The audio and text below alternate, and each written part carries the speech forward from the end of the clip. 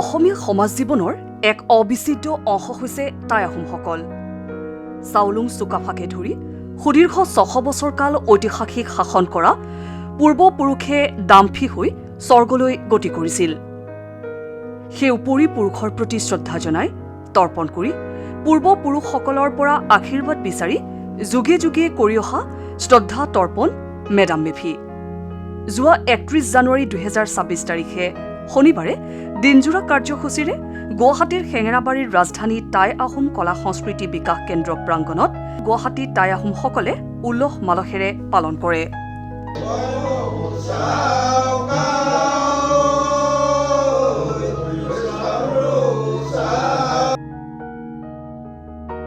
৩১ সংখ্যক হেঙেৰাবাৰী মেডাম মেফি উদযাপন সমাৰোহত পুৱা পতাকা উত্তোলন আৰু ইয়াৰ পিছতেই পূৰ্বপুৰুষসকলৰ প্ৰতি সেৱা আৰু শ্ৰদ্ধা জনাই মৈদাম তৰ্পণ কৰা হয়। মেডাম মেফি উদযাপন সন্দৰ্ভত কাৰ্যকৰী সমিতিৰ সভাপতি চাওমুহি গগৈয়ে থুলমূলকৈ ব্যক্ত কৰে এনেদৰে। প্ৰতি বছৰে সুন্দৰভাৱে আমি আয়োজন কৰোঁ। এই বছৰো আমাৰ আয়োজন হৈছে। ৰাইজৰ সহায় সহযোগ বহুত আছে। বিশেষকৈ আমাৰ গুৱাহাটীত বিভিন্ন ঠাইত মেডাম মেফি উৎসৱ হয়, কিন্তু আমাৰ ইয়াৰ উৎসৱটো অলপ বেলেগ। আমি যিসকল আমাৰ জ্ঞাতি আছে বা মানে পৰিবাৰ আছে, সকলোৱে একেলগে আহি আমাৰ এই অনুষ্ঠানটোত উচি পৰি লাগে। এইবাৰো আমাৰ ধুনীয়াকৈ হৈছে। গতিকে আমি আমাৰ যি উপৰিপুৰুষসকলক আমি প্ৰাৰ্থনা কৰোঁ, আমাক যাতে তেওঁলোকে সুমতি দিয়ে, আমাক আশীৰ্বাদ দিয়ে। সেইটোৱে আমাৰ উদ্দেশ্য। আমি দাম পূজা বুলি কওঁ। মেডাম মেফি, দাম মানে হ'ল আমাৰ উপৰিপুৰুষ। সেইসকলক আমি আজি স্মৰণ কৰিছোঁ, যাতে তেওঁলোকে আমাক আশীৰ্বাদ দিয়ক, আমাৰ দীৰ্ঘায়ু আমি হ'বলৈ আমাক আশীৰ্বাদ দিয়ক। আৰু আমি বিশেষকৈ আমাৰ যিসকল জ্ঞাতি আছে, বন্ধু আছে, সেইসকল বৰ কৰ্মক্ষম, যিকোনো কামতেই সুন্দৰকৈ কৰি যায়। আমাৰ আহোম জাতিটো মানে অতি দয়ালু জাতি। সকলোৱে নিয়মমতে সকলোৱে জানে যে আমি পৰোপকাৰী। আমাৰ জ্ঞাতিসকল বিৰাট ধৰ্মপ্ৰাণ। গতিকে আমি আমাৰ এই অনুষ্ঠানৰ যোগেদি আমি ৰাইজক জনাব খোজোঁ যে আমি আমাৰ যিটো নীতি নিয়ম, আমাৰ দাম পূজা, এইটো আমি সুন্দৰভাৱে পালন কৰি যাম। আনহাতে পুৱা সকলোৱে আহোমসকলৰ পৰম্পৰা মতে জলপান গ্ৰহণ কৰে।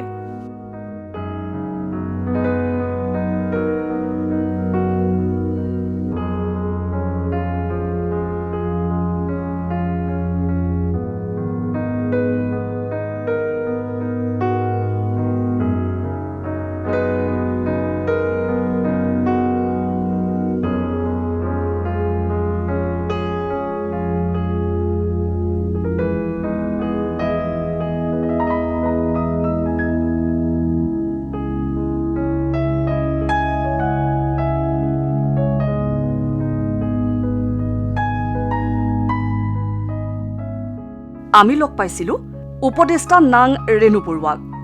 তেওঁ মেডাম মেফি উৎসৱৰ তাৎপৰ্যৰ বিষয়ে এনেদৰে কয়।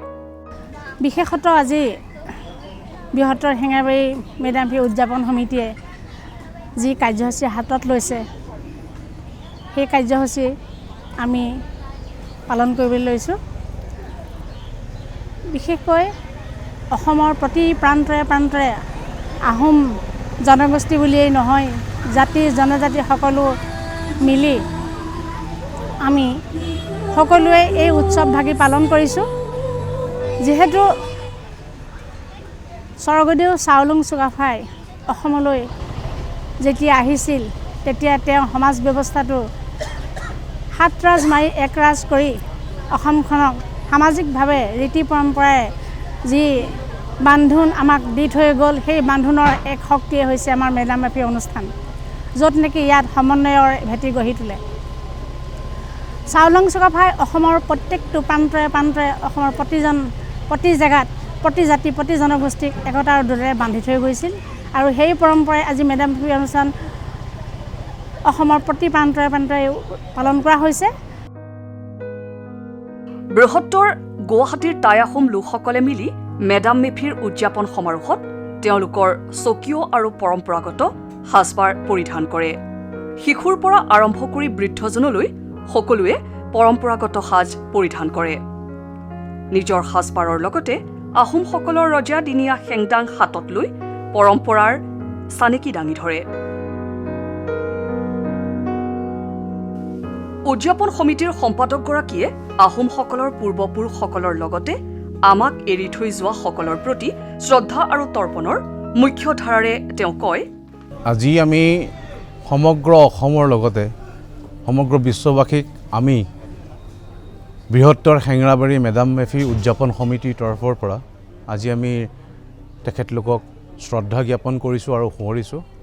প্ৰকৃততে আমাৰ এই মেডাম মেফিৰ অনুষ্ঠানটো আমাৰ প্ৰচলিত আহোম সম্প্ৰদায়ৰ লোকসকলে আজি অতীজৰ পৰা তেখেতলোকে পালন কৰি আহিছে আৰু পালন কৰাৰ মেইন উদ্দেশ্য এটাই, আমাৰ যিসকল দাম হৈ গ'ল, দাম মানে যিসকল আমাক এৰি থৈ গুচি গ'ল, যিসকল আমাৰ যিসকল মৃতক তেখেতলোকক আমি সকলোৱে মিলি একত্ৰিত হৈ এটা দিনত তেখেতলোকক আমি পূজা কৰোঁ আৰু সেয়াই হৈছে মেডাম মেফি। আৰু 31 জানুৱাৰীত সমগ্ৰ অসমৰ বিভিন্ন জেগাত অকল খালি আহোম সম্প্ৰদায় বুলিয়ে নকওঁ, যিহেতু চাওলুং চুকাফাই এখন বৰ অসম গঢ়িছিল, 7 ৰাজ মাৰি এক কৰিছিল আৰু 600 বছৰ যি আহোমৰ আজি ঐতিহাসিক খুব ধুনীয়া এটা সুন্দৰ যাত্ৰা, 600 বছৰৰ যি ৰাজত্ব, তেখেতলোকৰ আমাৰ যিমানখিনি দাম আছিল তেখেতলোকক আমি আজি সোঁৱৰোঁ, যাতে তেখেতলোকৰ যি মানসিকতা সেই আমি সমাজখনত বিভিন্ন শ্ৰেণীৰ মানুহ, বিভিন্ন জাতিৰ মানুহ, বিভিন্ন ধৰ্মীয় মানুহৰ মাজত সেই একত্ৰতা যাতে আমি বজাই ৰাখিব পাৰোঁ, সেই উদ্দেশ্যে আমি প্ৰত্যেক বছৰে 31 তাৰিখে জানুৱাৰীত আমি এই মেডাম মেফি অনুষ্ঠান আয়োজন কৰোঁ। আৰু এইবাৰ মই জনাবলৈ পাই অতি সুখী যে এইবাৰ মেডাম মেফি বৰবাৰীত আমি 31 বছৰ আমি উদযাপন কৰিছোঁ। গতিকে এইটো সঁচাকৈ খুব শলাগ ল'বলগীয়া। আমাৰ ইয়াতে যিমান জ্ঞাতি বৰ্গ আছে, বিভিন্ন জাতি ধৰ্ম বৰ্ণ নিৰ্বিশেষে সকলো মানুহ আমাৰ ইয়াতে আহে, তেখেতলোক একত্ৰিত হয় আৰু তেখেতলোকে খালি এটাই কৰে, সেয়াই হৈছে ইউনিটি ষ্টেণ্ডছ ফৰ এভাৰ, একতা। আমাৰ কাৰোৰ মাজত যাতে কেতিয়াও কোনো মনত বেয়া ভাৱ নাথাকে, জাতি বৰ্ণ ভাষা নিৰ্বিশেষে সকলোৱে যাতে আমি একেলগে একত্ৰিত হৈ এখন বৰ অসমৰ আমি সেই সপোন যি নেকি আজি আমাৰ চাওলুং চুকাফাই দেখিছিল আৰু তেখেতে কৰি থৈ গৈছিল, সেই আদৰ্শক লৈ যাতে আমি সদায় এইটো বস্তু ৰাখিব পাৰোঁ, সেয়াই উদ্দেশ্যৰে আমি সকলোখিনি একত্ৰিত হওঁ। মাংগলিক অনুষ্ঠানসমূহ চলি থকাৰ মাজতেই মঞ্চত মহিলাৰ এটা দলে সমবেত সংগীত পৰিৱেশন কৰি উপস্থিত সকলোকে আপ্লুত কৰে। হেঙেৰাবাৰীৰ ৰাজধানী টাই আহোম বিকাশ কেন্দ্ৰৰ প্ৰাংগণত চাও চি ৰেন মন্দিৰৰ ভিতৰত পূজাৰী চাও ৰবীন গগৈৰ পৰা মেডাম মেফিৰ মাংগলিক কাম কাজ তথা পূজাভাগৰ বিষয়ে জানিব বিচৰাত তেওঁ এনেদৰে কয়, সকলোকে নমস্কাৰ জনাইছোঁ।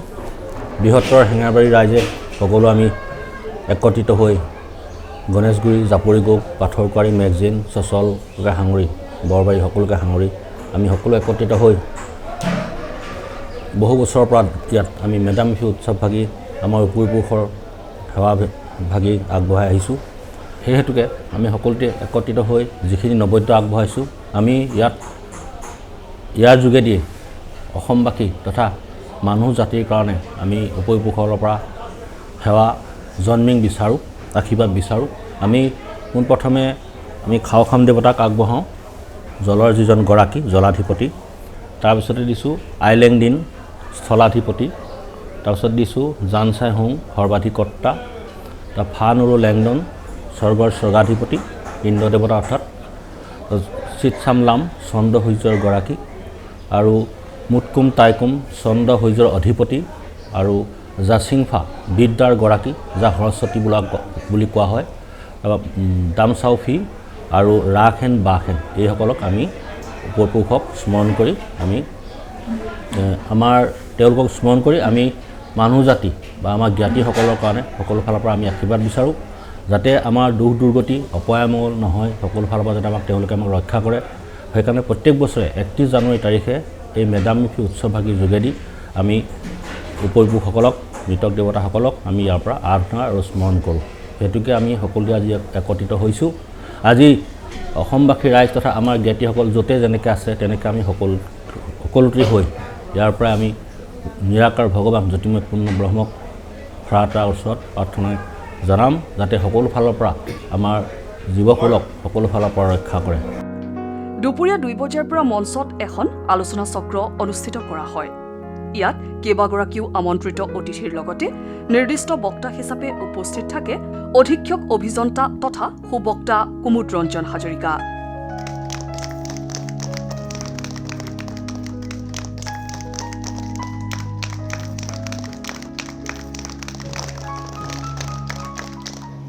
আহোমৰ পূৰ্বপুৰুষসকলৰ আমি তৰ্পণ, মানে তৰ্পণ কৰা, দাম মানে আমাৰ যিসকল মৃত হয় দাম আগতে কৈ গৈছে তেখেতে। আৰু আকৌ ফি মানে দেৱতা। মানে আমাৰ আহোমৰ মাজত এনেকুৱা ভাৱ নাছিলে যে আমাৰ মানুহ নৰকলৈ যায়, স্বৰ্গ মানে নৰকৰ কথা নাছিলেই। যিসকল মৃত্যু হয় তেওঁলোক দাম হ'ল, আৰু দাম হৈ তেওঁ কি হ'ব? ফি দেৱতা। আৰু তেওঁ লেংডন, আমাৰ দেৱতাৰ যিজন মানে দেৱকুলৰ যিজন আমাৰ ৰজা, আমি যেনেকৈ ইন্দ্ৰ বুলি কওঁ, ইন্দ্ৰ মানে স্বৰ্গৰ ৰজা, তাতে আমাৰ ৰজাজনৰ নামে হ'লে লেংডন। গতিকে লেংডন দেৱতাৰ ৰজা। আৰু আমাৰ মৃতকসকল ক'তো মানে নৰকলৈ যোৱা কোনো উল্লেখ নাই, তেওঁলোক তালৈহে যাব। আৰু তেওঁলোক সেই মহান পুৰুষসকলে গৈ দেৱতাৰ লগত স্থান ল'ব। গতিকে দাম ফি, গতিকে আমি দামসকলক আমি তৰ্পণ কৰোঁ। আৰু আমাৰ ফি মানে আমাৰ তেওঁলোকক আমাৰ দেৱতা জ্ঞান হৈছে। চব গৈ আমি দেৱতাই হ'ম। আমাৰ কনচেপ্টটোত টাই আহোমত মানুহ মৰিলে নৰকলৈ যাব, পুনৰ জন্ম হ'ব, এইবোৰ বিশ্বাস নাছিলে। এইটোৱে আছিলে আমাৰ টাই সংস্কৃতিৰ যিটো ধৰ্মৰ পৰম্পৰা। এতিয়া এই প্ৰসংগতে কওঁ, আজি আমি পলিন কোঠাসকলক আমি শ্ৰদ্ধা জনাইছোঁ, তৰ্পণ কৰিছোঁ। কি বিচাৰিছোঁ আপোনালোকে জানেনে? কি বিচাৰিছোঁ বাৰু? কৈ গ'ল তেখেতে বুঢ়াগোহাঁই, তেখেতসকলৰ আশীৰ্বাদ বিচাৰিছোঁ। কি কাৰণে? তোমালোকে দেখাই যোৱা শৌৰ্য বীৰ্য যিটো প্ৰতাপ আছিলে প্ৰতিটো ক্ষেত্ৰতে যি দেখাই গ'লা, সেই শৌৰ্য বীৰ্য প্ৰতীক আমিও যাতে বৰ্তাই ৰাখিব পাৰোঁ। তোমালোকে জিলিকাই থৈ যোৱা অসমখনৰ আমিও যাতে জিলিকাই থ'ব পাৰোঁ, তাৰ কাৰণে আমাক সাহস দিয়া, আশীৰ্বাদ দিয়া। সেই পলিন কোঠাসকল, তোমালোকে তাৰ পৰা স্বৰ্গৰ পৰা থাকি আমাক আশীৰ্বাদ দিয়া, যাতে তোমালোকৰ নিচিনাকৈ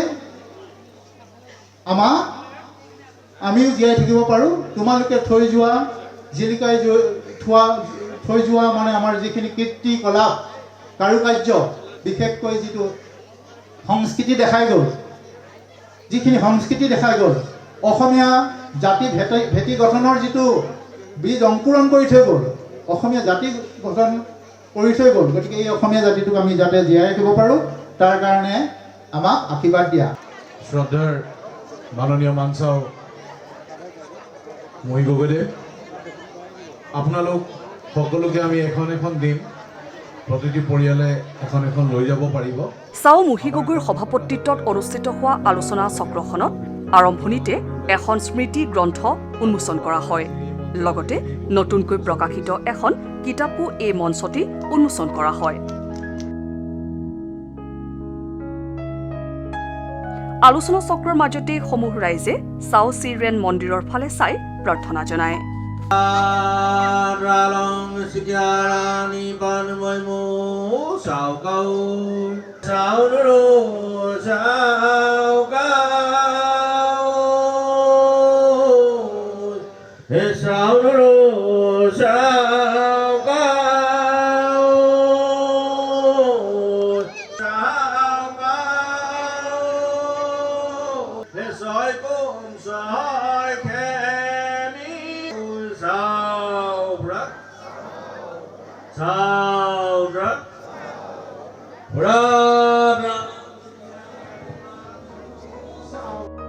টাই আহোমসকলৰ স্বকীয় ৰূপৰেখাৰ লগতে চুকাফাৰ পৰা আৰম্ভ কৰি আহোম ৰজাসকলৰ 600 বছৰীয়া ৰাজত্ব আৰু তাহানিৰ বৰ অসম গঢ়াৰ যি একাত্ম বোধ আৰু ইতিহাস তাক জনাৰ যি প্ৰয়াস মেডাম মেফিয়ে তাৰে চানেকি বহন কৰি আহিছে।